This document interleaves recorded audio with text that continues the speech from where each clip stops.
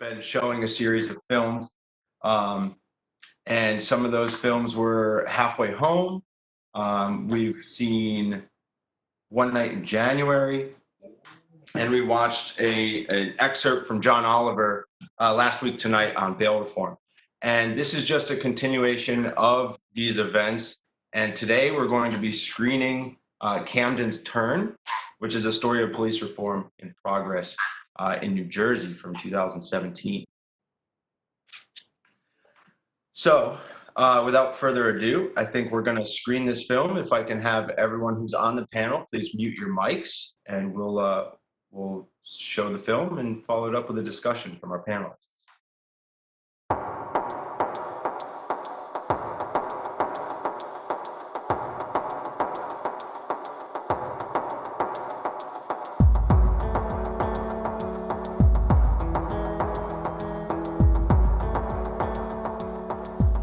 Changing the culture is really the shift from a warrior mentality to that of a guardian and a community builder.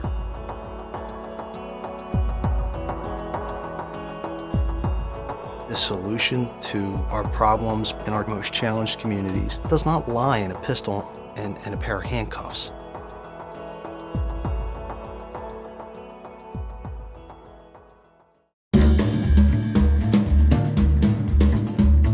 To describe the Camden story, you have to understand the people. Camden, yeah, we're tough. We're tough people. We're strong. We present ourselves as being hard, but we're social people. I remember growing up in the early 70s, people walking out their houses to go to Campbell's Soup, General Electric, RCA, you know, men and women earning a living wage. We call this the city of gold. We're right next to Philly, 3 hours from New York. I've always loved Camden. It's our city. It was a beautiful place. And then they say Camden is the city that hope forgot. The poorest city in the nation and the most dangerous city all in the same place. We're 9 square miles, and at one point in time, we had about 175 open-air drug markets. Our per capita income is less than $13,000 a year here. Heroin, cocaine, marijuana, in some regards have become the economy. Without that highway, suburbanites wouldn't come up here. They stop right here, turn right back around, go back on the highway. the opportunity for kids to see bodies in the street before school, after school, family members being the victim of violent crimes was the norm. In many neighborhoods, you know, were left almost to fend for themselves. Our kids couldn't even play outside. It was like as if the drug dealers had taken over. A mother had lost her son, and she challenged me as the police chief and said, "What are you doing to make sure that I don't have to bury my next son?" That right there was the line in the sand moment for me.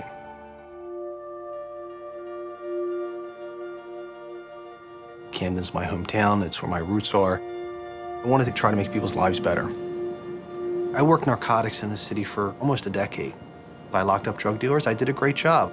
But at no point in time did we ever ask the question, well, they're still out there selling drugs. What we're doing isn't working. Why are we continuing to do it?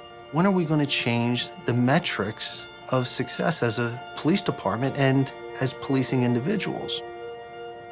By the time I became the police chief in 2008, I was the 6th leader in 5 years. So I had seen an organization start to really devolve from the inside out. A negative culture had embedded itself, rooted in apathy, lethargy, and even corruption in some aspects. It had gotten to be a department where you could be the best cop in the world or the worst cop in the world. There wasn't a standard.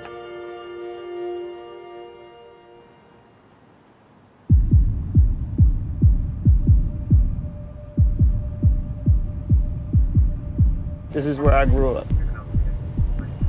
I can remember I was a junior in high school. I was out with my friends, and 3 gunmen with masks on jumped out of the car. And I can remember the guy having a gun to my chest. And no one did anything. No one called the cops. They just let it go.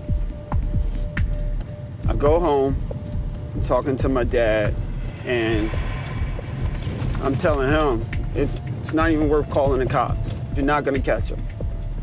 My dad set me down. You can sit here and you can complain about the system, or you can get into the organization and become a solution. When I first took over as chief, we had probably close to 100 people that were working Monday through Friday in administrative assignments. We transferred these people to work the streets, nights and weekends, when crime's occurring and where crime's occurring. This was not very well accepted. Why did you sign up for this livelihood? It certainly wasn't for the stock options. If you don't want to protect people, then don't be a police officer.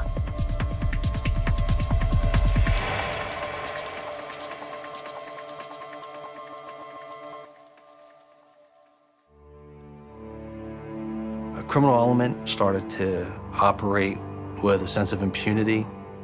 In 2012, we saw our crime rate in the city exceed that of third world countries. There was nights on a Saturday or Friday night where we had 3 cops from the entire city. You could get the heck beat out of you just walking around the corner. The definition of insanity is doing the same thing over and over again, expecting a different result. I was committed to try something different, to do something that had never been done in New Jersey before. The entire Camden City Police Department will be dismantled, replaced with a countywide force. The Metro Division will have an additional 130 officers. We will be proud when Camden is no longer in the top 5 of the most dangerous cities in America. It's not a popular decision, but it really, truly was the right thing to do for the people in this city, and we did it. We dedicated our lives to the city, and now we feel betrayed. Every member of the city police department was essentially laid off, including myself.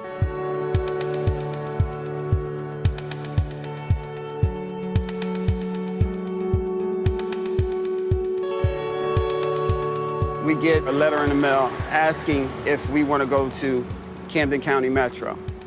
And I'll be honest, my first thought was, no.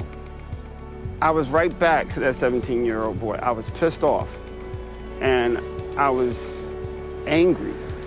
I started to actually lose faith in the system. And I wondered, what were the people in charge thinking? And then I had to think, if I leave and don't show them the right way to do it, then I'm just as bad as the drug dealers.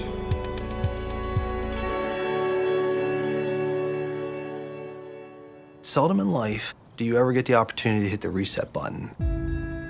I really didn't care about your past. I didn't care about your gripes, your grievances. I told the officers in the neighborhoods, I don't measure the number of arrests you make, and I don't care how many tickets you write.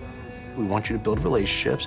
What I want to see are people sitting on their front steps and children riding their bicycles. Generally, the only time we ever knocked on somebody's door, it was when bad things were occurring. It was either a moment of crisis or a moment of enforcement. But when people saw that we were there to help, when they saw that we would be in that neighborhood with a greater level of frequency than the drug dealer who was standing on the corner, people welcomed that. We started giving the community back its neighborhoods strategically. Princess and Wildwood was one of our most dangerous corners in the city.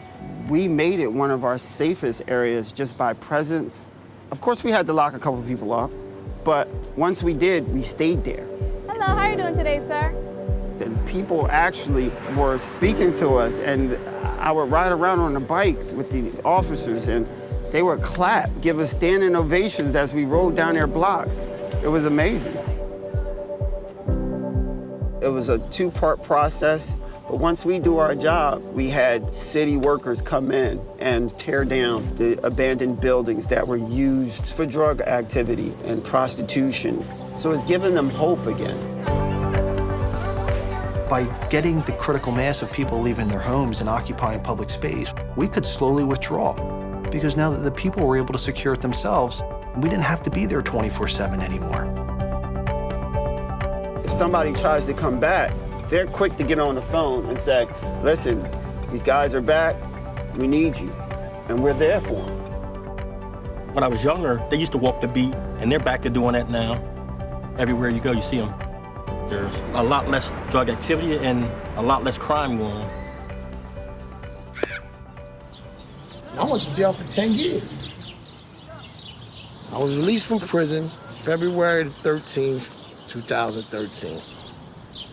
When they changed the police force, order returned because you don't have the cop throwing the little boy against the wall taking the money. We start seeing the cop's presence, the cop walking the beat. He's not worrying about what you used to do because they had a strategy. I got to know him, and he was a very intelligent guy, a guy that really cared about the city, but he was dealt a tough hand. So I reached out to him. I heard he got out of prison. The offer was to help him not lock up 14, 12-year-old little boys, and he had a project called Guardian. What we seen in Camden is like a third of our violent crime was by kids. You can't arrest your way out of the problem. Deputy Chief Wysocki came to our office and he said, I would really love to do something with the younger kids that are getting in trouble in the city. We met with 40 and 50 youth who have already had contact with the police department, who might be in their beginning of gang involvement, who might be just getting on the wrong path and not going to school. And we talked to them about what a difference their life could be if they made different choices. And we offered social services, especially to their parents, because a lot of moms say, I didn't know I had somebody who would help me. I didn't know where to turn. Then the key to it, Mark Lee.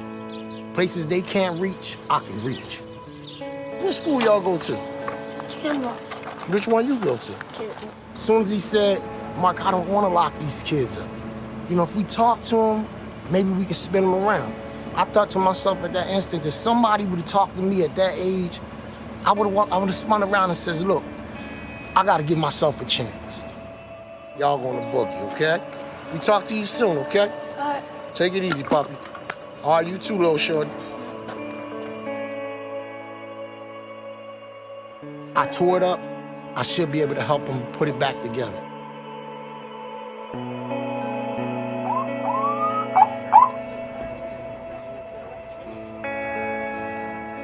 You hear like so much on the news and stuff about police brutality and them hurting the youth. And now you see them out here helping the youth, interacting with them. It's like you have this opportunity to change the generation. Because not all cops are bad cops. Having fun? I'm a chief. Oh man, you outrank me now. I'll switch that one up one more. I work with a group called Urban Promise. We get kids off the street, we bring them into camp, have classes, kind of distract them of like what's going on from the outside. Maybe I need to be taller or older. He doing it. Keep going, don't give up. Keep going. My thoughts on the police are like, they combine with the little kids, but we're the most dangerous thing to them. Like, teens are very not cool to the police. The police should be someone who we feel like make us safe, but they aren't. Instead, when we see a police officer, we think to go the opposite way. Their attitude, the way they present themselves, it's like terrifying. It's good if you try to talk to the local people. Don't have them feeling like you're so, oh, I'm the cop. I might just take you down for any reason whatsoever, you know. Hold a conversation or take a stroll with a pedestrian. Once you do that, you slowly but surely gain the trust of the community. And you know, when people walking by you, they just might, hey, Officer Brown, or hey, Officer Cortez. All right, man, Bagby. Nice to meet you, all right, man? Please, Bag. Have a nice day.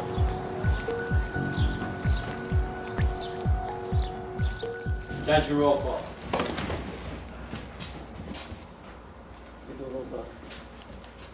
At ease.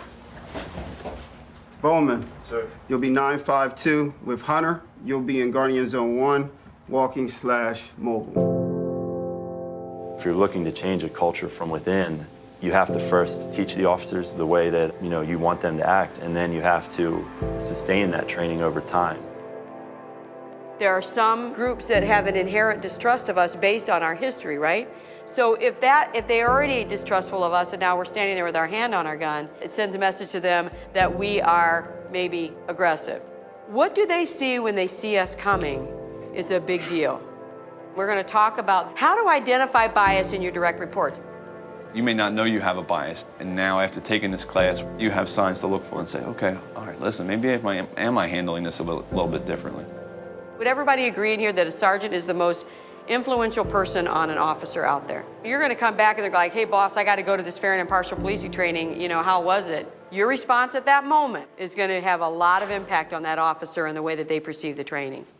Part of the reason for being a leader is you have to be able to step back from your position and say, okay, what do I need to do better? Which in turn is gonna trickle down to my officers. I've always believed that as a police officer or as a military soldier, I have to be held to a higher standard because I have the ability to take away your rights and liberties. We have to put them in scenario-based training that gets them not necessarily going immediately to their firearm if that can be avoided. If the only person that you're dealing with is armed with a bat or armed with a knife, take a step back, begin to communicate. Drop the knife. Sir, drop the knife. I think that we can avoid some of the deadly force encounters that have happened in recent time.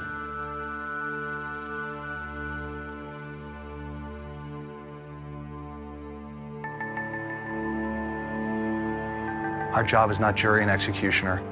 Our job is just to bring peace to the situation and let the system handle it.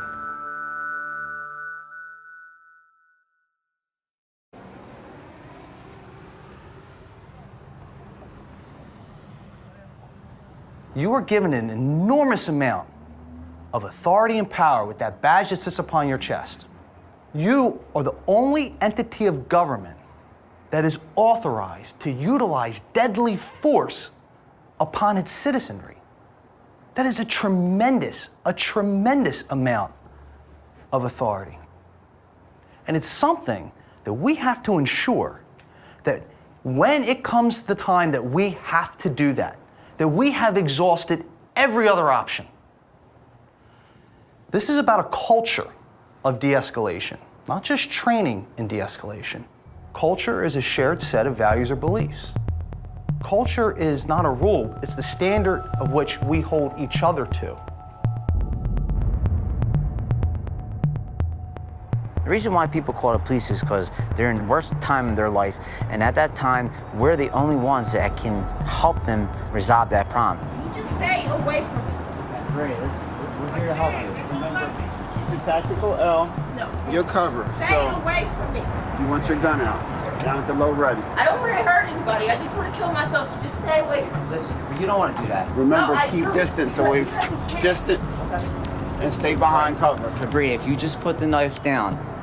Find out what the problem Okay. is. Remember, you gotta try and fix it. He doesn't understand. You don't understand. Nobody understands. Nobody cares. We do, and that's why we're here. Nobody cares. Tell me what your problems are. Tell me. He made me take medicine, and then it makes me see things, and I don't want to take it anymore. So that's why I drink. But he doesn't. Slow it down and take a step back, and you talk. And that changes everything. Empathy is key. Honestly, I truly do believe it works. You can't negotiate with anybody if your weapon's downrange at them like that. That's all a person sees.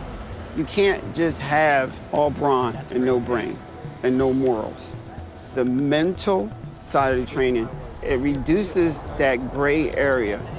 It makes you stop and gives you that second to think, to make that right decision.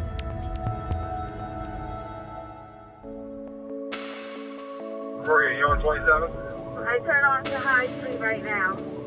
We're responding to a call for a 96. That's 10 code for a mentally disturbed person. You didn't take anything? No. Okay. Are you on any type of medication? All right. I know. Listen, don't get overwhelmed. My main concern is that you're okay, okay? Because they told us that you were stressed out, you were walking through the street a little bit incoherent. We need to make sure you're good. Where were you working at? That you're so upset. You don't. It's just issues. Kids. That's it. You know what I mean? Letting frustration out. Listen, this is what we're going to do, okay? Because I need to make sure you're going to be okay after everyone's talking to you, okay? We have EMS coming up. They're going to talk to you. They might be able to refer you to any other place that you might want to go to. No, all right? No. Do me a favor. Take your hands out your pocket. Put your hands right here where I can see. Okay. We're just offering you services to make sure you're good. Okay. Everybody stresses. Yeah. Take it one day at a time. Take a deep breath, okay? Okay, right now I just want you to relax. Respect goes a long way because that would de-escalate a situation a great deal. You treat them like human beings. There's a lot When you put yourself in somebody else's shoes, they can read that. When you have somebody who is mentally challenged or on a narcotic, that's one of the most dangerous situations an officer will ever be in, because you're not dealing with a rational person. With her verbal skills, she was able to diffuse the situation, keep him calm until paramedics arrived. Our main priority is to get him help and resolve the situation without having to use force. And she did a really good job.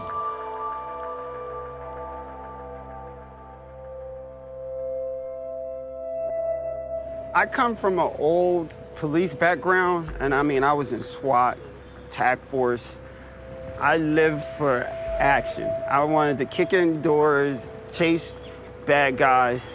If you'd have talked to me 4 years ago, when I'm riding in the back of a SWAT truck, about to hit a door, and told me that a walking beat and a couple of bicycle units could clean up the city, I would have had a few choice words for you. But it did. The Chief's plan's working.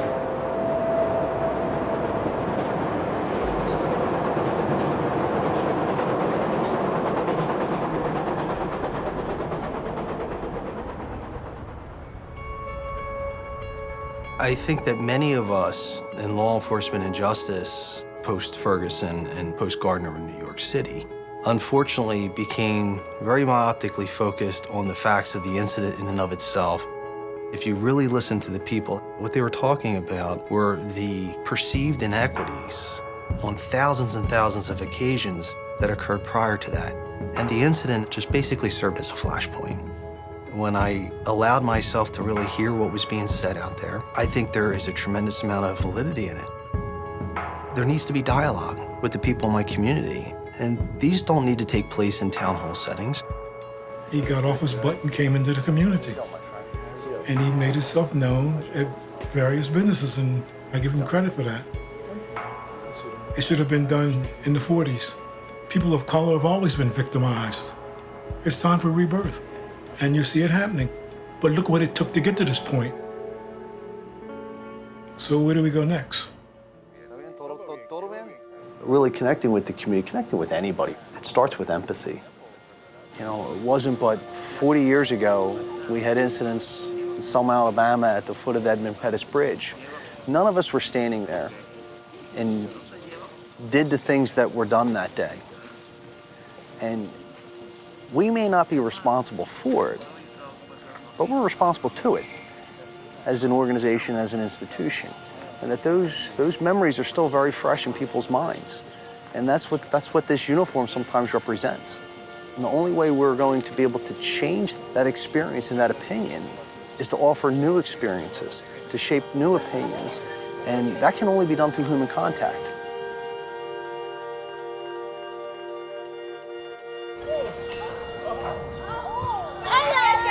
You need help with the ball. Thank you very much. Ready? Thank you, sir. Oh, yeah, here we go.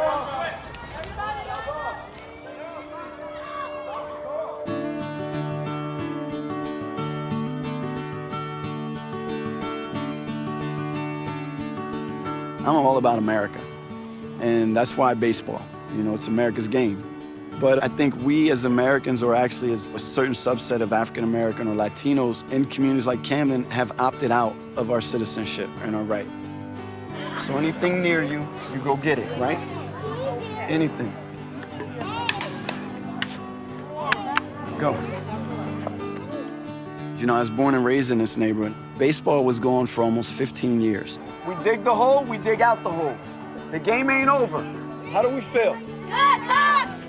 So when I looked at 15-year-olds in their lifetime, they had never seen a baseball game in their neighborhood.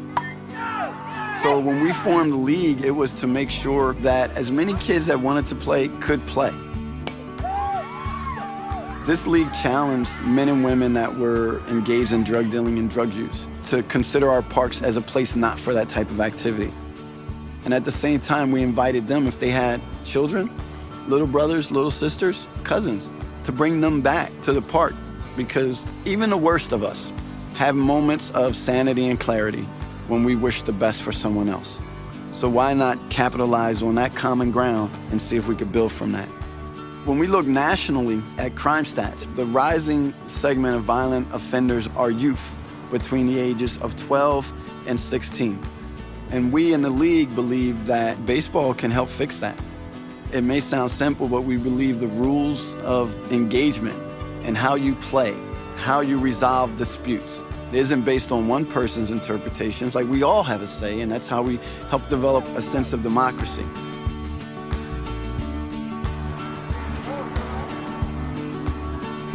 When there's a level of trust, not just with the police department, but with our neighbors, it creates community.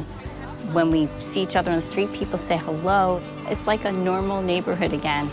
So it's not just that they're present, that the cars are driving around. They'll introduce themselves. They'll play with the kids. They'll talk to the teachers. They're much more willing to engage with people. And then therefore, I think the people in the neighborhood are willing to engage back with them. We're only as good as our community allows us to be.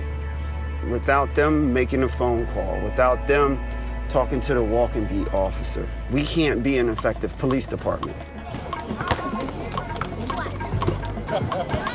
I've been dealing with the juvenile population in the city for a really, really long time, and I've heard parents tell their kids, don't talk to the cops, they're the enemy.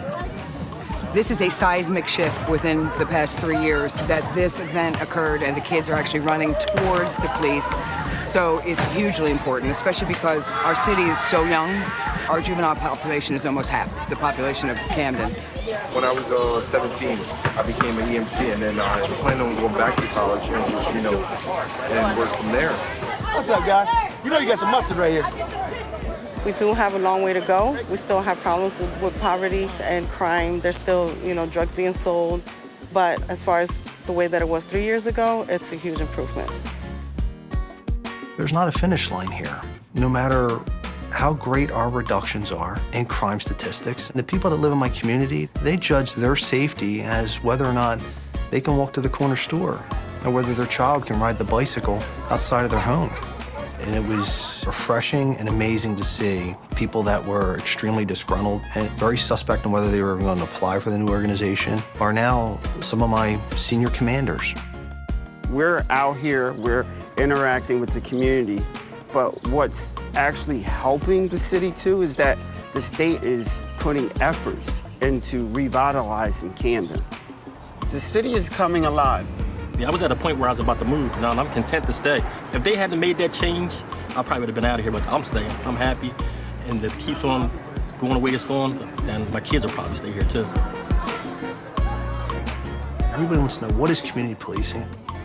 What it really boils down to is that it is about treating people with respect and dignity and making the lives of the people of the city better.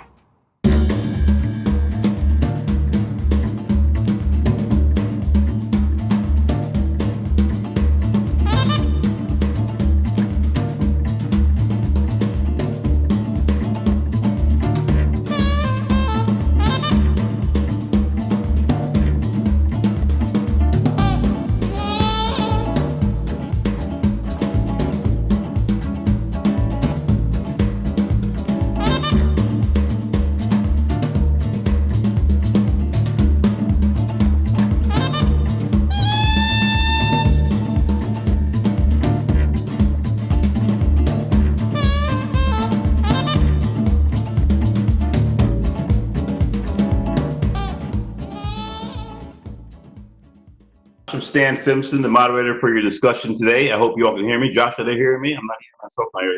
Okay, good. So I think, thank you. Josh mentioned that he put the link in your chat area, and I hope you all share this. I thought this film was the most powerful thing I've seen in a while in regards to community policing, bridging the gap to this whole police urban communities. I mean, this is a phenomenal film, 28 minutes long. So I hope those who are tuned in today will not only take the link and look at it again, but put it on your Facebook page, put it on your Twitter, your Instagram. People need to see this because I wasn't aware of it. A lot of people who I know who are really into this whole issue of disparities weren't aware of the Camden story. So shame on us. So I really encourage you to share that link, encourage your constituents, your people to look at it, because that's a start. A lot of folks on trip email all you guys and say, hey, where do we start? What do we do with all this protest? One start is seeing what works, what's the best practice. So without further ado, I want to introduce our panel. We have Alvin Schwapp, retired lieutenant from Avon Police Department, and he also retired lieutenant from Bloomfield Police Department. I'm hearing a feedback in my ear, so everyone please mute. Alvin Schwapp, retired lieutenant from Bloomfield Police Department. He was an officer in Avon. He's a U.S. Army Reservist, a commander in Avon. He blew the whistle on what was really systematic police profiling in the department. It created changes there. We thank you for being here. Thank you for your service. We have Chief Jack Drumm, the Madison Police Department Chief, a retired state police. We thank you for your service. We have Pastor John Lewis from New Haven. Good to see you again, sir. Life Center Ministry Outreach Director, also with the Connecticut Center for Nonviolence. Met him a few months back. Good to see you again, sir. And then we have Alyah Fresnel, president of the CCSU Black Student Union. And where is she? I don't see her on there. I know, Alyah, you still there? Yes, I'm still here. Okay, I don't know why I was, okay, there you are. So listen, we're gonna start with you. Since I'm a CCSU alum, Vance Hall, room 107, it's only fair to start with you on your reaction to what you saw here today on this film. What I saw here today, I actually thought it was, like you said, a phenomenal film. A lot of what the police officers in Camden were saying in terms of creating change, specifically when they were saying how doing the same thing does not cost a difference, because that was a lot of what happened today and everything in terms of like when, people come together or just like not having something to fear or asking questions and just being a part of the community. That makes such a huge difference. And I think just in the time, like in our world today, everyone is just so defensive, or no one really knows certain things. And like this, it almost reminds me of the saying, like, you are the company you keep, or don't judge a book by its cover.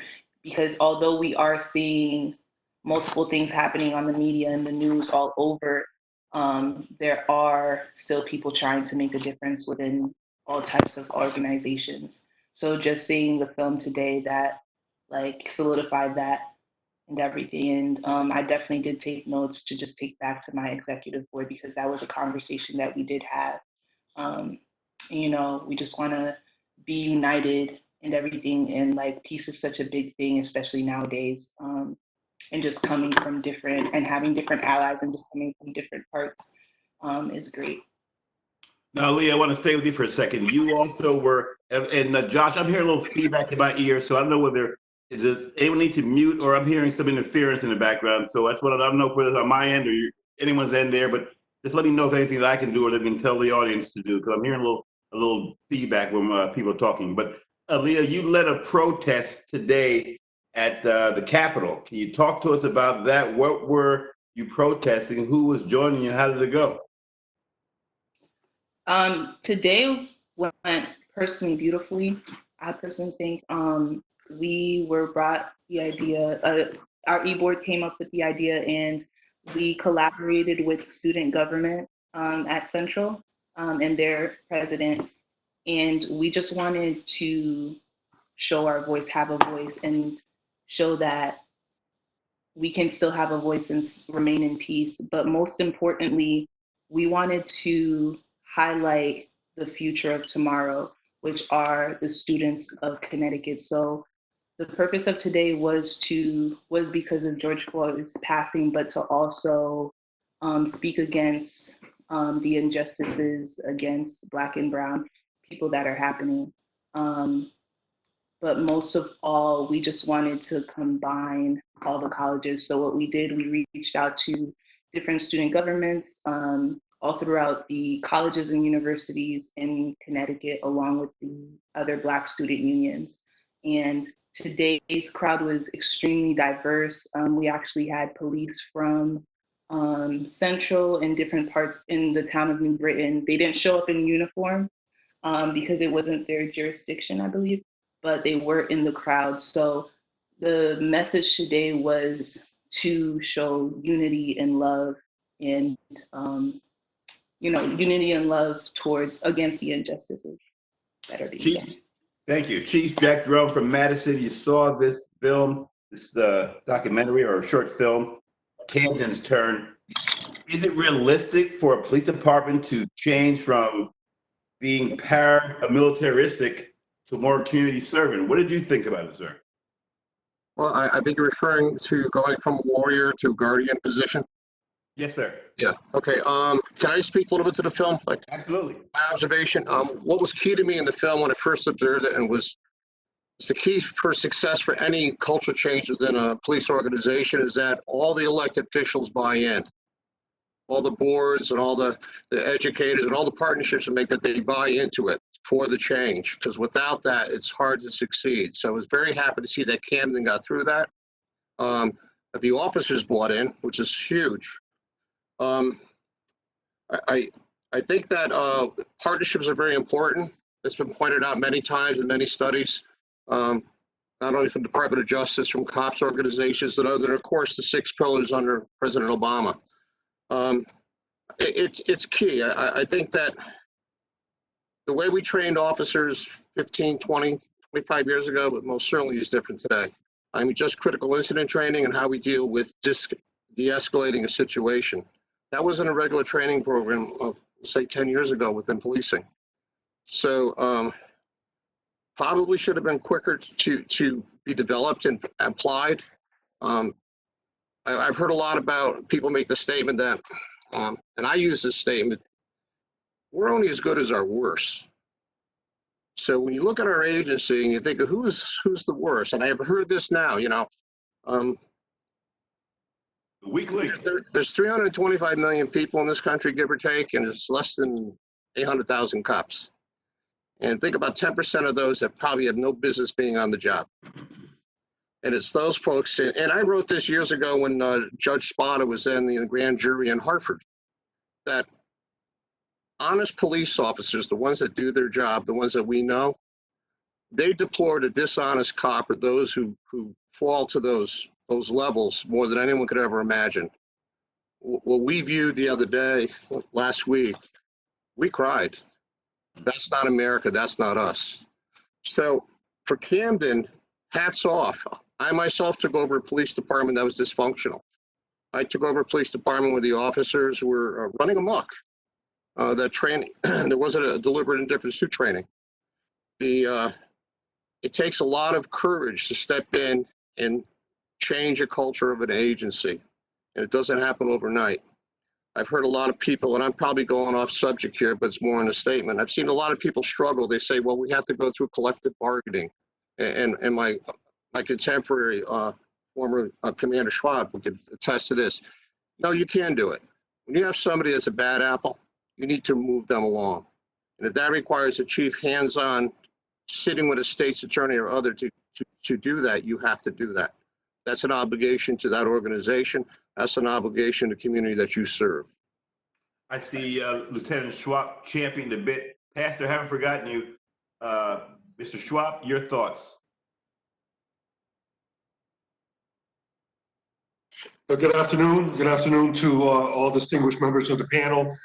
Very, once again, proud and honored to be amongst this group. And I too would like to let it be known that I am a CCSU alum. And I got to put that out there because I got to give props to the Institute for Municipal and Regional Policy for putting together this endeavor that we're partaking in now to educate and to discuss these vital issues that are impacting us now. And I totally concur with Chief Drumm and what he said. First and foremost, what this requires is political buy-in. The political will of a community is first and foremost driven by the political motives of its population. And when the two of them are in sync, then they dictate the demands of a police department. And that police department will function in line with those demands. And if they don't, then that police chief knows that he'll be removed. Just this past week, the chief of Louisville Metro Police Department, he was fired. He was fired by his mayor, and after a gentleman got shot and killed during one of the protests, and that happened because his officers were not wearing, they did not activate their body cameras. Okay, so that right there was a signal. It was a signal to that agency as to what the expectations are of that community and of the politicians of that community. And it was also very much a signal to the next person who will be coming in to that office to understand that the will of the people and the will of the politicians have to be enforced, or you'll be short-timed there. And I think what was very interesting about this is that it took 5 other chiefs came and gone until this present chief at the Camden, determined or was able to affect the change that the community and the politicians were seeking. So I truly believe if where there's failure in communities where it comes to law enforcement, that failure first starts with the citizens for failing to state properly their expectations upon their politicians, and then the politicians failing to impress that what their needs are of the community on the police chiefs. But awesome display of what can happen when the right people are put in place, and there's a green light for effective change. All right. Hey, so I want to remind you all you all hear some coughing and sneezing and stuff going on, so please mute. Thank you. Pastor Lewis, you're on the ground in New Haven. You understand this issue as well as anyone. You work very hard against anti-violence. You also know it's about leadership, that where there's a aberrant police department, there's normally aberrant leadership. Your thoughts, sir? You got to unmute, sir.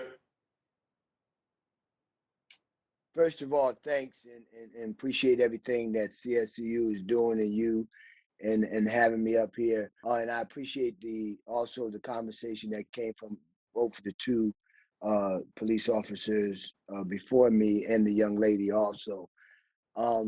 Again, being here in New Haven and dealing with the population that we're dealing with in the police department, our relationship with the New Haven Police Department and with Yale has been pretty good. It's growing. It always could use room to get better. And, just being a native here from New Haven, I remember when the police used to chase me and I was involved in, another life before I became a pastor. I wasn't always a pastor. But being on this side, it helps understand a little bit better and the dangers that come along with being an officer coming into a community that has so many different problems and different things going on. You got homes without fathers. You have family structure that is broken.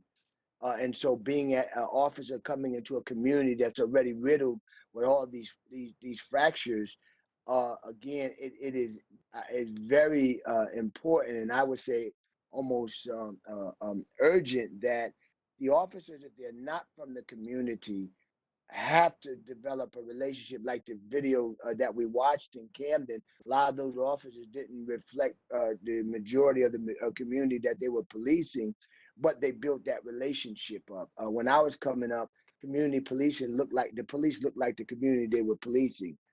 They looked like, they knew my family or somebody else's family there. And because we don't have a large number of officers that are applying or people in the community applying, relationship is so important, building that relationship. And it's just not a matter of training. Again, as I watched the film, it's about from a little kid that's growing up to from 5 years old, now he's 17 and joins the police force. So, what program or what training that can we implement that has 10, 12 years tied to it that's going to walk that child or walk that young man or young lady through it? So it's a commitment. It's not just a job, it's a commitment, especially when you're coming into a community such as the urban community and everything. It's not just a job. And those officers, we got to also understand the kind of pressure that they're under. So dealing with the community in and of itself and the organizations, and then there's some conversations that I would have with you all, but I will not have with the community because they may not understand the gist of things.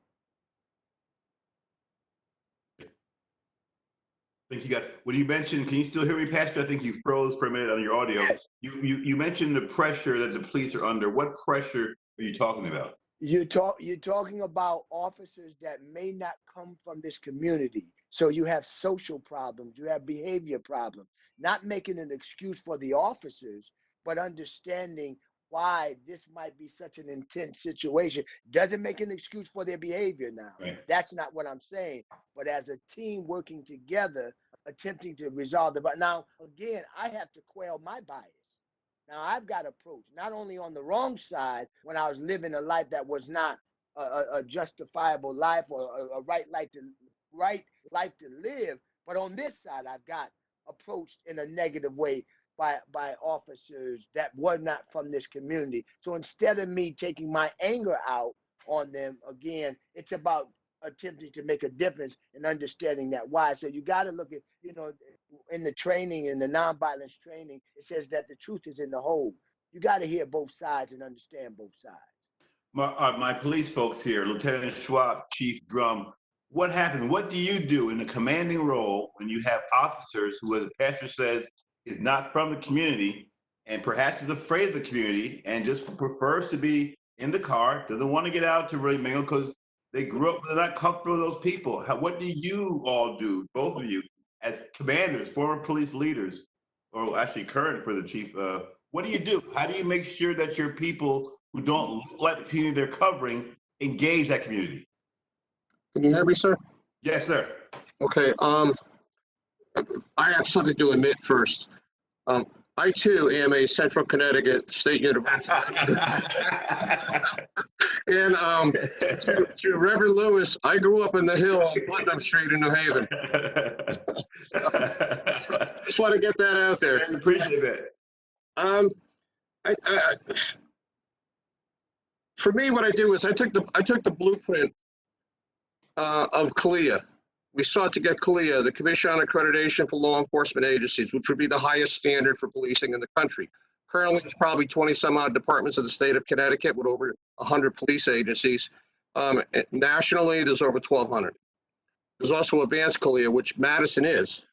And in the 10 years, as I told you, we took over a bad PD with a bad culture. We removed several officers. We had officers arrested.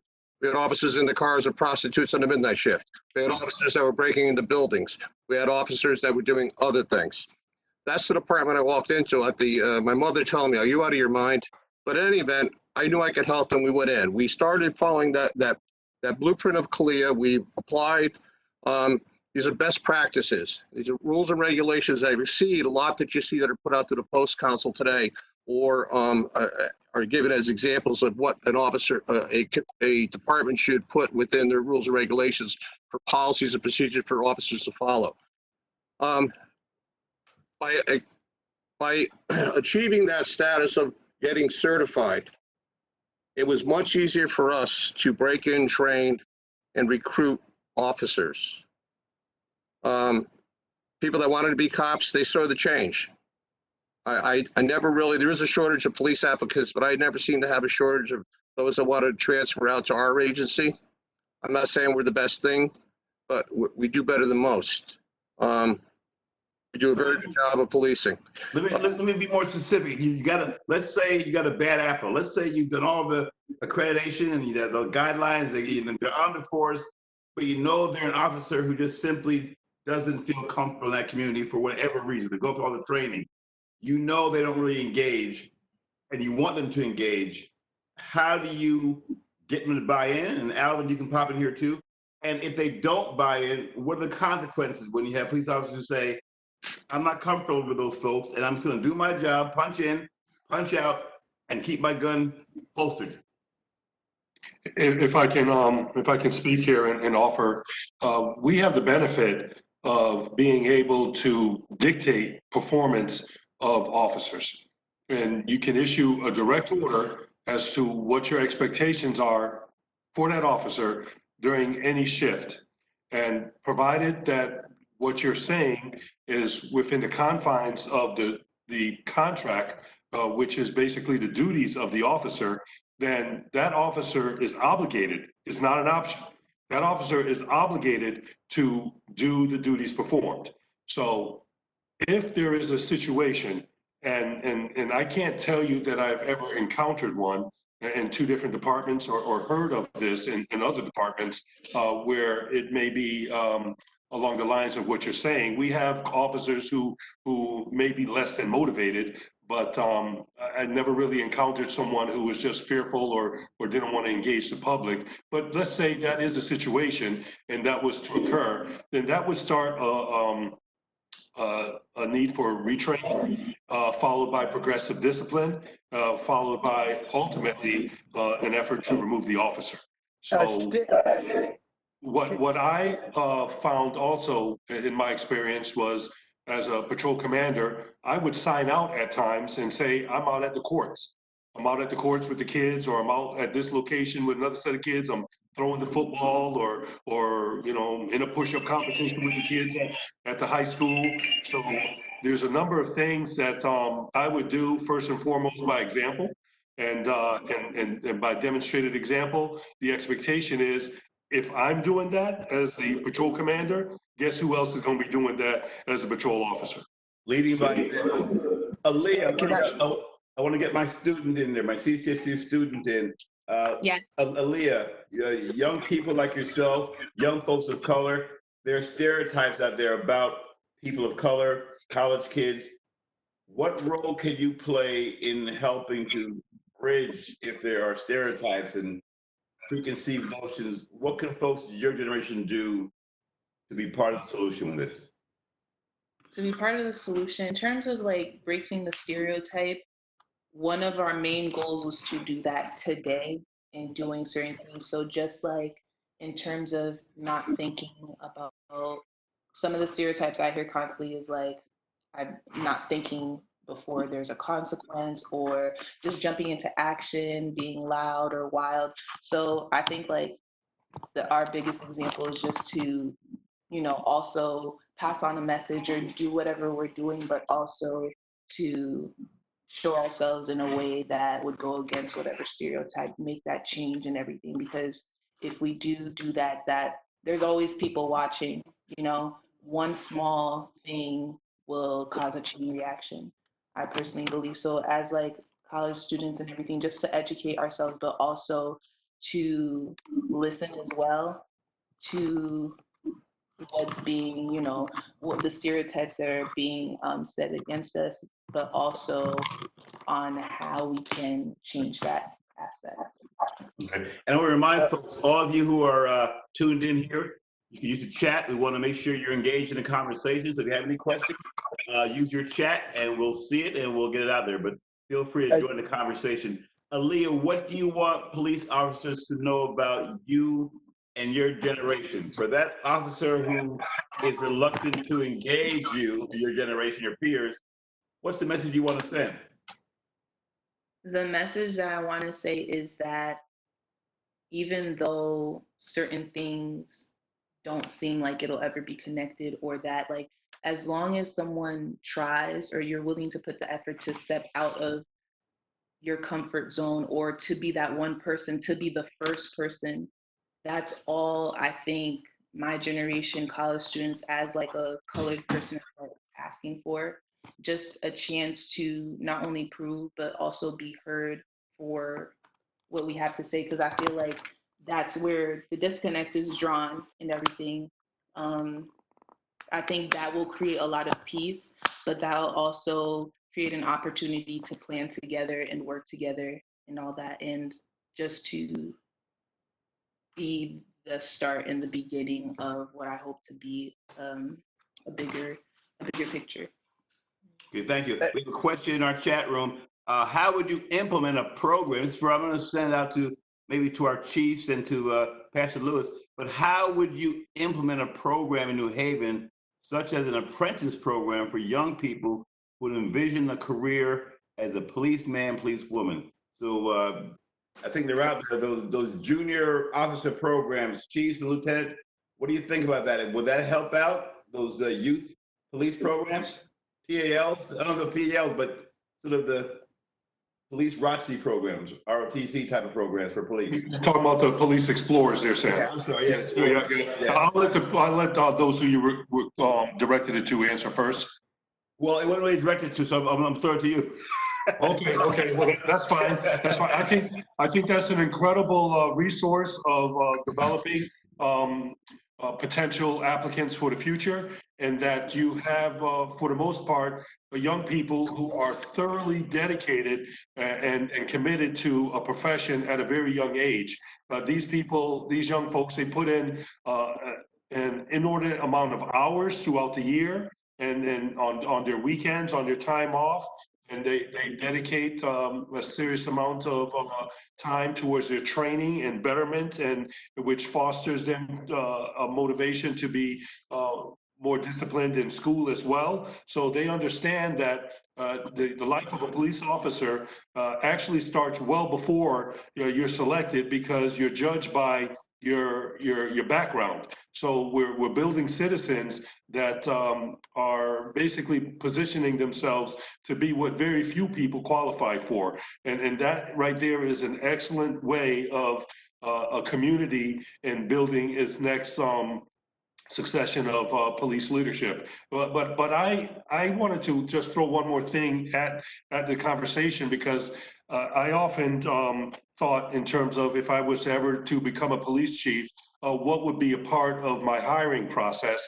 And I've always thought about, there needs to be some commitment to the community prior to coming onto the force or even applying. And that, in my mind, would look something like maybe 120 hours of volunteer work to the community. That way someone can get to know and understand the community they're coming to serve, and can show some type of dedication to that community before even applying. And I'll stop there to not monopolize the discussion. Okay. Yes, Chief, go ahead, Chief. I strongly believe that the programs described by the lieutenant, they're spot on. Between the different explorer posts within the policing communities, different police agencies, well, certainly the police athletic leagues and the other community-based programs. New Haven even has goes to grassroots with Project Longevity. I believe that Pastor Lewis probably is familiar with that. In addition to that, we run a very strong internship program with the universities and colleges and community colleges in the area. It's amazing what you'll develop out of there. You know, the kids that come forward, some decide that maybe policing isn't for them. Others get committed and they go beyond the 120 hours. They basically adopt the community and get involved. It's been very successful for us. We've had people that were leaving the community they grew up in and got hired elsewhere and want to return home and work within this agency. So community-based policing, the opportunity to have a interaction with youth is most important, most certainly if the career interest goes towards law enforcement. It's very difficult today to get people to join law enforcement, as we talked a little bit earlier, and particularly with the demonization, a lot of some of the policing methods or policing. So I think that's an imperative program. It works. I'm with the chat. Can I say something? Sure. Again, I think it's important when you talk about people wanting to join the police department. We got to understand policing is not popular and it's not cool right now. And so we got to win the trust of the community, as I believe the Lieutenant Alvin, Officer Alvin was saying, because you got to win that trust. Right now, we have the numbers of people wanting to be officers in our community right now are very low. This is why we have a high rate of officers coming from outside of New Haven, applying and becoming officers here. So the question is, how do we make it become popular again? How do we make it become something that is desirable for our young people? by educating them and giving them the right information, and the interaction has to be there. Like that in Camden, what they did, they got rid of the bad element and stayed on the ground, boots on the ground, interacted with that community, won the trust of the community, and then that desire came from those young people wanting to be like the somewhat of the mentors, because their fathers probably, a lot of them probably didn't have, again, that family structure. So in the eyes of this young person, I want to be like him, or I want to be like them. So we have to understand that's something that right now, in the midst of this crisis that we're in, it's turning, and we got to capitalize off of that. And that's why the officers that are now, it cannot just be a job, as I said. It is unfair for us as a community. It is unfair for that officer to come in without a commitment. You're not just coming in to get a paycheck from 9 to 5 or whatever hours you work. You're coming into a community that's going to have to take more than just you wanting a job. It has to take a commitment to change. And if that's not you, then I think that it's unfair for him to, or them to be an officer here in those communities, and it's unfair to the community to have to deal with an officer like that. Pastor, those comments tie in nicely with our chat room. I want to remind the folks who are viewing, I'm seeing the questions. We're going to hit them right now, but feel free if you have questions, send them to the chat. I'm seeing them right now. We'll start with the first one. Wouldn't it be great for all police departments, or at least their leadership, to see this film and use it as a springboard to create a plan to better their own departments? Chief Drumm, we'll start with you. How would this kind of film be received by the police officers in Madison? The too goody-goody, or would they be receptive to this? Well, they'd be receptive to it. Some of what you've seen in that film is echoed through this agency over the years. Will you show? I'm sorry for show. Will you show it to them in some forum? Can you find a way for them to see it? Oh, absolutely. For us, I would put it into our training cadre, and they would see it automatically. And I will certainly see the positive of it. I think that a lot of people look for, we hear of successes, we read of successes. I think that film really does the emotional of an agency that was struggling, an agency that merged with another agency and reinvented itself, brought into a change of culture, and went immediately to the high recommendations of community-based policing, and made the difference, reduced crime, and built back that trust with the community. That's very important. Can I just, to the previous question? Sure. I think we have the opportunity that when one of the changes that has to take place, it has to do in the area of juvenile justice. And we alluded to and talked to, we didn't really hit it head on, but listen, there's a lot of single parent households out there. There's a lot of households that grandma and grandpa are running the household or other. And it's sad. It's a sad tragedy in America, not just here in Connecticut, throughout this world. And I think that when you have the police officers involved in the juvenile justice, juvenile diversion boards, which are set up through each community, which involve generally most of the SROs, the school resource officers. Let's face it, at one time I was an SRO. I see a kid come in when it's 12 degrees, I was wearing a t-shirt, I'm buying him lunch because I know that there's a problem at home. That's your observations, that's what you do. And that interpersonal, to this day, I'm becoming an old guy, but I see my kids that were in 5th, 6th, 7th, 8th grade then, I see them now, they're young adults, professionals, and they always remember that. They remember that. So building that trust that Reverend Lewis speaks to, that you can do that, but you have to take the resources, put it in as far as the response to juvenile justice. Listen, look at the cars being installed all over the state of Connecticut and beyond. These are young 13, 14, 15-year-olds. We don't want to pursue those people. We don't want them dying in a wreck. That's somebody's child. We want to do is work on that level, get them back to where they're into a learning, back to where they feel a trust in a family. That's what you have to do. It's a difficult time in this country, let alone the state of Connecticut now. You have to do that. I believe in that. I've been at this a long time, and I'm not going to leave till I figure that we've made some bit of a change and helped in that. All right. Well, this film we saw, Camden'sTurn, I think could be a linchpin, as our questioner said in the chat room. I mean, can that be embedded? You mentioned training for your officers. Can that be something where all police chiefs has that as part of the new training routine? We've talked about the need to revamp training. We watched what happened in Minnesota and around the country.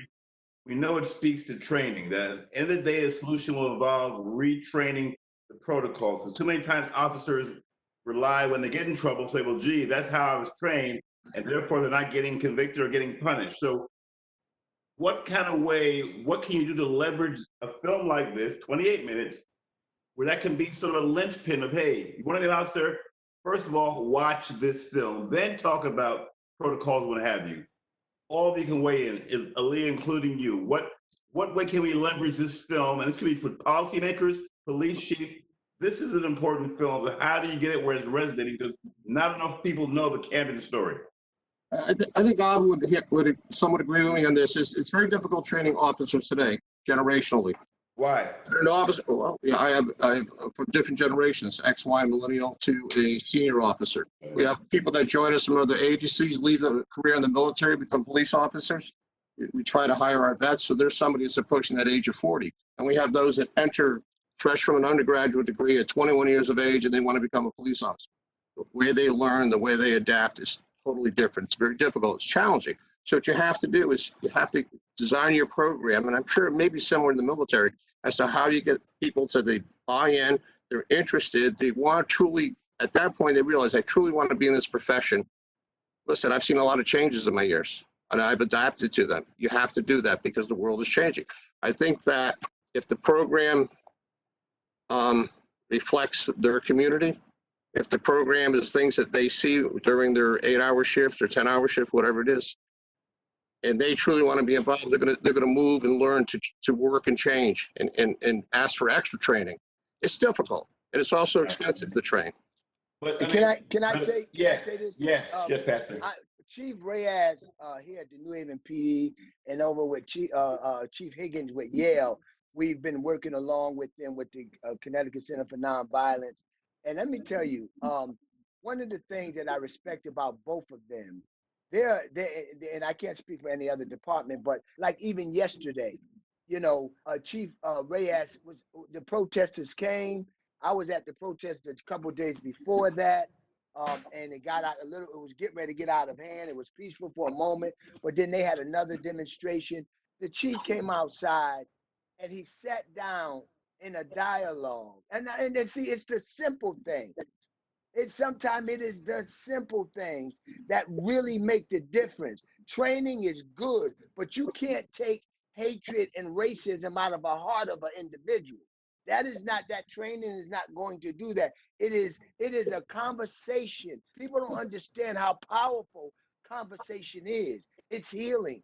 And so when the chief sat down for that moment with those young people, with those demonstrators, and allowed them to express themselves, and after that, now they have a continual relationship. It's those simple things that will really start to make a difference. And your officers will start to see the investment that you have. He told his officers, if you don't want to serve this community, you don't need to be an officer in this community. And he stands by his officers also. So he's not going to allow the community to just totally disrespect his officers, but he's also going to hold his officers to a high level of respect for the community. So it's those engagements. The training, they get bias training. I think it should be continue on. They get the nonviolence training, the de-escalation training. I think that should continue. But what I believe the departments need, let's get to the root of maybe why. Let's allow these officers to have real conversation without the media, without even the public, about some racism and why they might feel a certain way about a community or those of a different color. Give them an opportunity to express why they feel like that without penalization, so that you can get to the core, because a lot of this stuff is generational stuff. And I think, again, I reiterate and I'll be redundant, this is a prime time for us to do some different things that we've never tried before, because you got the energy of the people around the country behind it. It is prime time, and it is the opportunity, 110%. I think that first of all, you named two of my heroes, and actually left out Soup Campbell. So three tremendous people, most certainly. And maybe because I look at it a different way than some of my contemporaries, because I grew up in the inner city. You know, For some officers, it's a challenge. They don't never stepped out their comfort zone. It's unfortunate you say, how's that possible? But it is. It is. You see them. You can look at a cop and say, that guy's not approachable. Then you see some other cop who's like, wow, that guy's like officer friendly. And a lot of that has to do with a new training, as you spoke of, unbiased, non-biased, de-escalation. It's a maze. I mean, very simply, we would deal with a crisis years ago differently than we do now. I mean, we'd have somebody in crisis with with mental illness, an episode, and cops would go there, they would knock the person down, they put them in cuffs, put them in the ambulance, send them to behavior suite at whatever the closest hospital was. Now we sit there, we talk 10 minutes, have a soda or something, and it's changed the whole dialogue. People walk away with respect. It's a better understanding. We didn't understand that. And because of all the what's happening in America today, in the households and the family itself, breakdown of family, there are great families, but this is the breakdown in what we know as a family. The cop on the beat has become somewhat of a mentor to that kid. We don't want it to be somebody who's selling 20 bags and a bundle on a corner. We want people in the community to be their mentors, people that develop them, because that's all they have. Let me go back to that chat. Go ahead, Chief. Finish up your thought. I want to go to the chat room, but finish up your thought. I think that a lot of cops have it here, and this is their time. It's got to come out, and they're very willing. And as I said, I was talking to Ronell Higgins when that broke. Yeah. And I texted him back. I said, "Who is he?" Ronell Higgins is the chief of he's the director of public safety for the Yale University. Yeah. Wonderful gentleman, wonderful police chief. And Sue Campbell used to be the chief of New Haven. He's the deputy chief now of that agency. Tremendous guy. And of course, the chief of New Haven. Hats off to his staff. I said to him, I said, I am so sad. America, we're better than this. I've been a cop 42 years. State police, other agencies overseas. And I talked about, I spent time on the island of Jamaica. You know what I loved about Jamaica? They had signs all over the place that talked about respect. And you know what they didn't see in the island of Jamaica? Color. Most amazing thing. They didn't see color. I was treated with so much respect, and that's what they sought. That's what they wanted. And we're great, gracious people. In other countries I was in, the same thing. And these are emerging nations, and I say to myself, we're in America. We really don't want for much. How does this? You have to have it in your heart to answer your question, Reverend Lewis. And I think that we have a lot of police officers, the majority have it in their heart. I think that this is going to afford them the opportunity because of change in how we train and a change in how we address situations. I talked about juvenile justice. You know what? Property crimes, maybe we have to look at that. Motor vehicle crimes that are equipment-wise or have to do with compliance, we have to change that. So we're not stopping people. For me, and I had this discussion earlier, when somebody dies because they're selling cigarettes illegally outside a shop in Staten Island and it gets bum rushed by 5 cops and he dies, then we see the same situation 2 weeks ago, and when we watch it off, a person died because of a counterfeit $20 bill. There's 4 cops there. Those of us that respect and worked hard in this profession, my contemporaries, we deplore that. We want to stop that. But I remember what I pointed out to you, and we're only as good as our worst. And we work to change that. We work to correct that. We work to police that.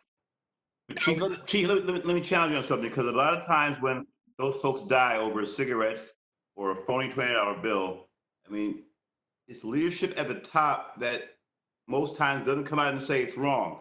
What happens is, historically, they try to demonize the person who died. Well, you know, he was a gangbanger, or you know, he's a convicted robber, or you know, he beat his wife. And so therefore you demonize the guy with, not you, but there's a spirit to demonize the victim, so that to some degree you feel like, well, he's a bad guy, so he deserved to die. It seems like the voice at the top should be right away from those chiefs saying, this is wrong, this shouldn't happen. How do you change that? Well, I'm one of the oldest departments in the state with cameras, body cameras in the front and rear of my car and inside the compartment.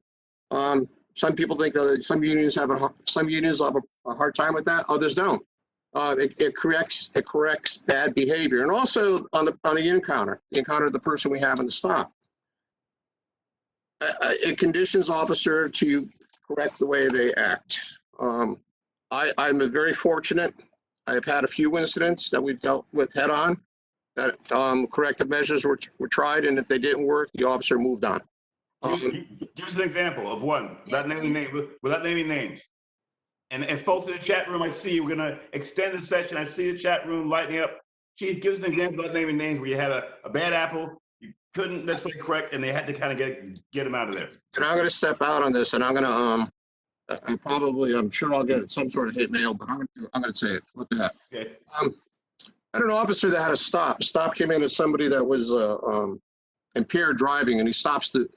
And this person came to me from another agency, and he really had done honorable things, but we never had any issues of violence or of overreaction or of police abuse. And the officer removed the person from the car. As I reviewed the videos, it came to my attention. We have a Q&A, a quality on our videos, which the officers, we monitor the videos. We have an officer, sergeants will lock them, and in our process, we review them. And we submit it as part of what I talked earlier about CALIA accreditation. These are some of the standards you have to maintain. It's not mandated by the state of Connecticut. We do it. So during that, we discovered this, where the subject was handcuffed on the ground, and the officers got him in a choke. He's not combative. We're trying to figure this out. So we dive into it. And then I ended up with a supervisor who arrived at the scene and was watching, was in action. So what I did promptly was I reached out to the victim. He didn't make a complaint. I had to find him. And I sat him down and we talked about it. I told him this is not right. This is not the right behavior. I then went to the officers.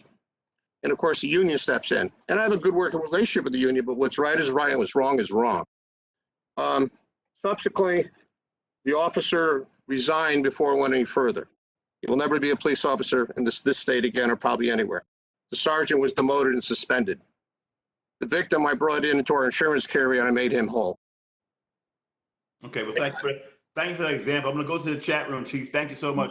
Chat room, we have and again, folks, we're going to go a few more minutes longer. What is the greatest challenge, Lieutenant Schwapp, will have you answer, what is the greatest challenge in bringing some more PD candidates from the neighborhood?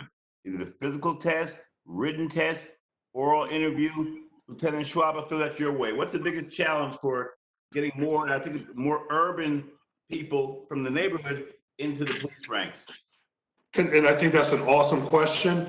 And as I had alluded to before, basically when you're looking to become a police officer, that's a mindset that needs to exist within you several years before you actually put forth your application. Because what we tend to talk about during a background is time and distance. And what I mean by that is we talk about any type of shortcomings or bad judgment that someone may have had in their life, say they committed a larceny or engaged in drugs or did something that would not make them an ideal candidate. You want to make sure that there's enough time and distance from that activity so that you can show that was just a momentary loss of judgment or an act of immaturity based on where you were at that point in your life. So you can excuse that if that behavior was that of a 17-year-old in high school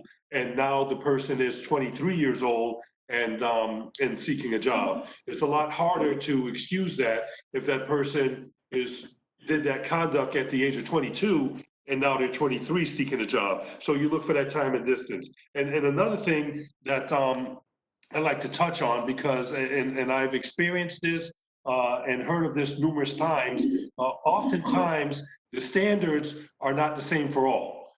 And that goes to who's making the decisions about who's coming on the job. And I've seen candidates of color not get by on things that white candidates have been able to be hired, which are even more substance in terms of violations of conduct and law even. And so there's not always that equal justice that's distributed. And how do you change that? I don't. How do you change? And that's exactly where I'm getting to right now, because what I want everyone to realize, and this is not shining the chief, but Chief Drumm is not your typical chief. Okay, nor is Chief Reyes or Chief Higgins or Chief Campbell. These are not typical guys, or Darrell K. Roberts. These are exceptions to the rules. You do not have people leading organizations throughout all the 17,985 agencies in America that have the emotional intelligence of these gentlemen.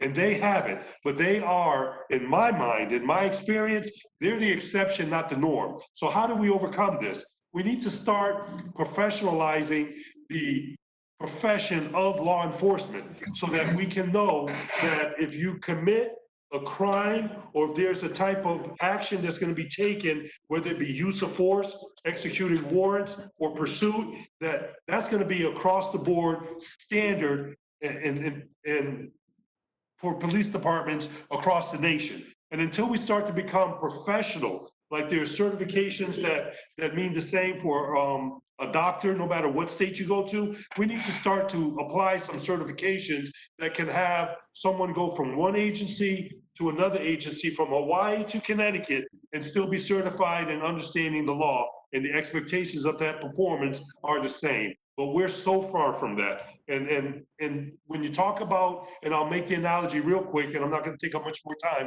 but my experience as an Army officer is very telling, in that before I can go to the next rank, or before I can assume command, there's certain levels of training that I must be successful in, or I'm not going into those positions.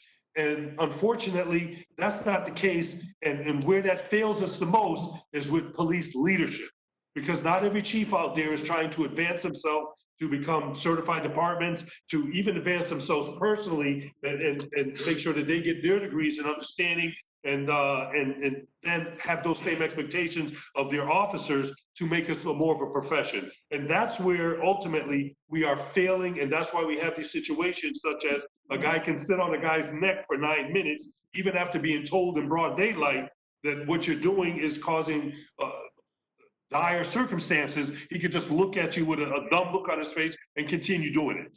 All right, back to Can I say something? Can I say something? Yes, Pastor. Okay. Now, I heard Brother Alvin say about the testing 7 years before that they come on board, because they're making sure that that's something they want to do. And again, I think that's a good leadway into that. But the problem is, you have officers that have been there a long time that are committing these type of acts. They got through that process, but now they're committing those type of acts. When we told the department to get an independent psychological testing, because that's why a lot of our officers and black officers were not passing that test. So we suggested to get an independent psychological test for our officers. The other thing of it is this: it's very troubling that what we understand is that you get a psychological eval when you come in, but you don't get another one unless there's an incident or something like that that occurs. I mean, that to me does not make too much sense, based on especially the officers that are policing communities that they're not familiar with and the trauma that they are exposed to. One of the other things that I'd like to suggest is this: when it comes to policing, when it comes to policing urban communities, there's other things that have to be taken into fact. Partnership is very important. You might not have to do that in Guilford. You might not have to do that in other communities where there's not a lot of violence, but that partnership for that officer with an organization, some kind of group, some kind of church, some kind of grassroots organization is so important, because again, it's going to give that leverage and that introduction that is needed in order for that interaction to be healthy and sustainable. So again, you can't expect officers that are not exposed to this kind of environment to do the same as officers who police a community where their crime rate is so low. All right, that they have very, you know. Back to our chat room, Pastor. Your answer ties in nicely with the next question. I think it would build trust if the police lived in the area that they worked in. Alyah, I want to get you involved as a college student. This person is saying, hey, if you really want to build trust, the officers would help to have them live in the community and be part of the community. Your thoughts, Alyah? My thoughts on this, coming from, so I'm originally from Norwalk, Connecticut, and where I live, it's called Rudner Court, and I'm not sure if anyone has heard of that place, but when it comes to having a connection with the community and the police, it doesn't exist at all. So originally it started where people wouldn't go in the neighborhood and everything, but seeing like children who aren't really at an age yet where they're taught to be scared or where they're taught to be cautious, seeing like them connect whenever we do have cops on patrol or just watching by and like connect and say hello and all that stuff. With some police officers, they'll ignore people or as they pass by, but with others, you have to see others actually make an effort to take a walk around the neighborhood and not be like in the car as well, to say hello to like the residents. So I think just acknowledging that they're there and just acknowledging that you're not just there to, you know, enforce like the safety, you're not there to because you think something bad is going to happen, and that you're acknowledging the people there. I think that'll be a huge help. I did want to also like chime in terms of ideas and everything that could be done. I did pick up on how cost is a huge issue for that, but they're also, again, with connecting with the community. As someone myself, to like a leader myself, I have to either ask for donations in order to come up with events, but there are people willing to help, just like having signs, just like Chief Drumm said when he went to the Jamaica station, he saw pictures on the wall, uplifting signs and everything, other than doing trainings, implementing it in meetings, just slightly having people think about it, having signs. I don't think that has to be cost effective. I think someone just needs to have the initiative to think a different way and like really have the want to or drive to really make a difference and implement it throughout, like, you know, everyday life. Well, you know, Chief Drumm said an interesting thing. He was in Jamaica and he said that on Jamaica, on the island, which I know about it, they have a theme there, respect. That's the theme of the island, respect. But you know, you don't just get respect, you have to be a mutual situation. I'm sure that Chief will say that he got respect because he probably gave respect when he bought a Jamaican patty or bought cocoa bread. He saw him there, he was polite, and so it was a mutual thing. I want to go back to the chat room. That was my own little pontificating. Back to the chat room. Why can't officers, upon confronting a citizen or stopping them, just provide a simple answer, i.e., why am I being arrested? What am I being arrested for? This simple question can de-escalate an encounter to a degree. It's often not the practice by most officers to just answer a question. Let's go with Chief on that real quick. Chief, we're over time now, but see if you can answer that one quickly for us. This interaction. Well, I think when you stop people, you need to tell them why you're stopping them, what the violation is, and also make a request for whatever paperwork you're looking for. A lot of people may try to engage in, I call it have court right there. You try to be respectful and answer the questions, explain as to why you are stopping them, and hopefully move on, where if they have to go to court appearance, they go to court appearance, you can discuss it further. But I think that sometimes it becomes difficult to stop, where people try to engage or they're argumentative as to why you stopped me without listening.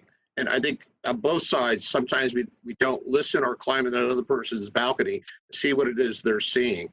All right, we'll go right back to the chat room. Why do police officers, Alvin Schwapp, go to you, why do police officers patrol the Black neighborhoods like a dictatorship?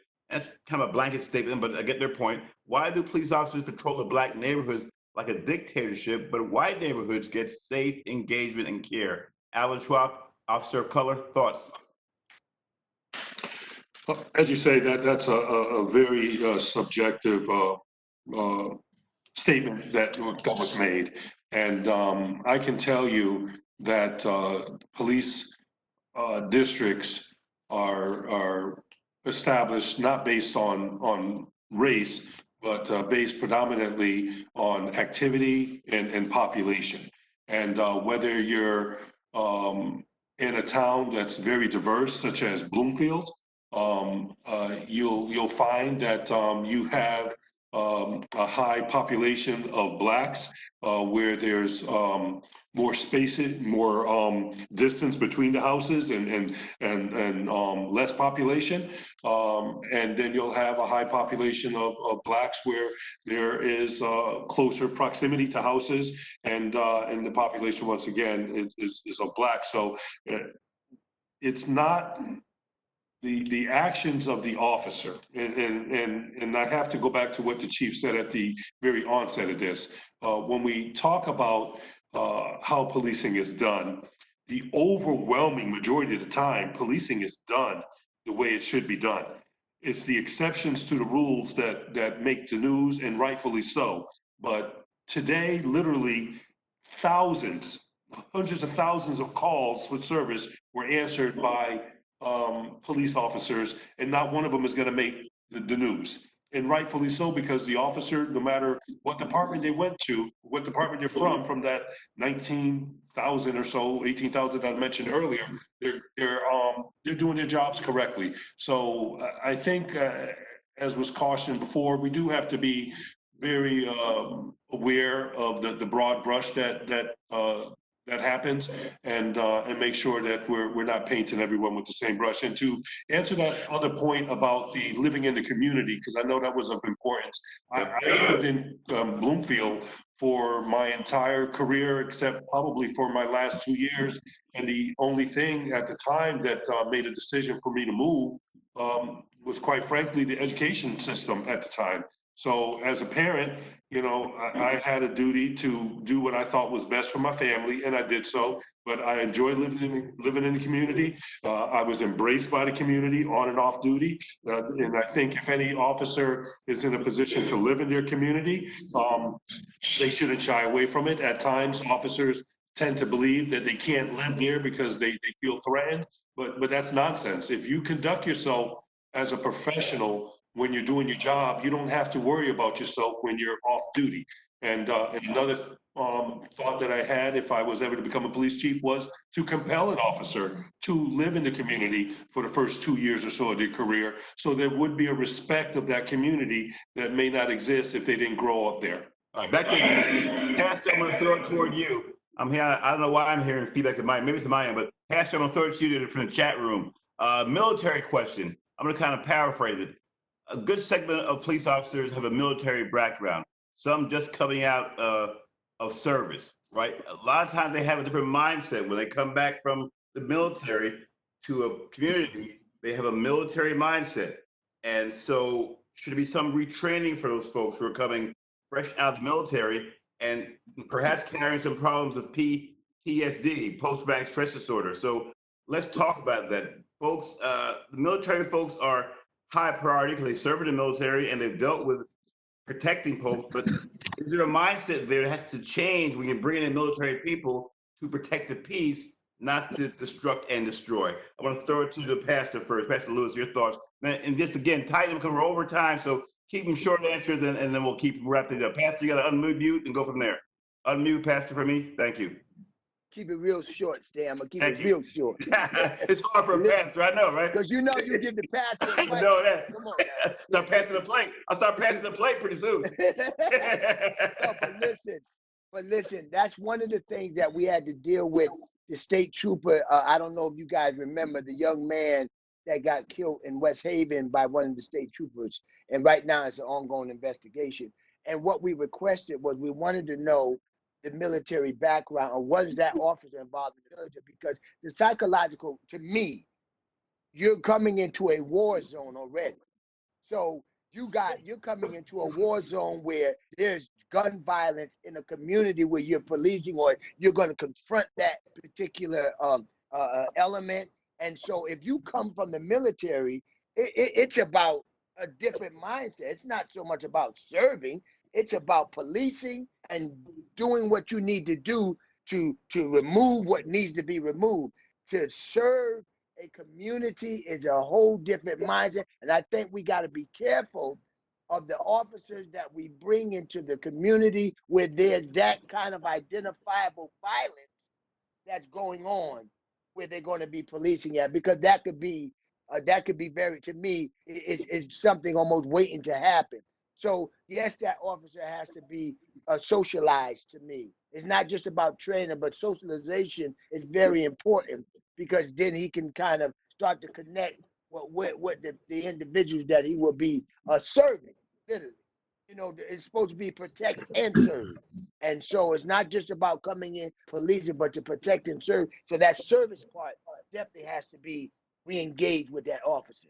If I can jump in real quick on that. I was going to wrap, but go ahead. I was trying. Yeah, as a veteran who with numerous disabilities, one of them is a 30% rating in PTSD as a result of combat experience. I want to just make sure that there's an awareness of control and ability that is cognizant or incumbent upon each individual who served our country in the military, to bring that same level, to bring that professionalism to an agency. So once again, I'm very cautious about any type of broad brush that may be associated with service or combat itself, because for the most part, for every 11 soldiers that are out there in a battle space, only one or two out of that 11 are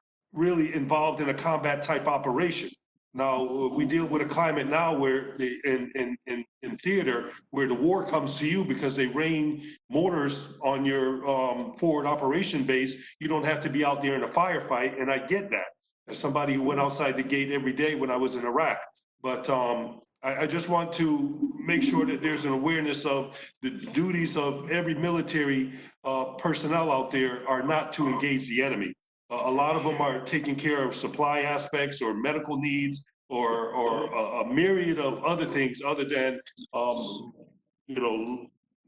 putting a weapon trained on an enemy combatant. So I just leave you with that as another perspective. Thank you for that. We're going to wrap things up. We're going to hear from our director, Andrew Clark, director of IMRP, but want to thank our panelists, Alyah Fresnel, Pastor John Lewis, Chief Jack Drumm, Alvin Schwapp. You have a phenomenal panel. Great questions from the chat room. So thank you all for joining in. And Andrew, do you want to wrap things up for us? Sure.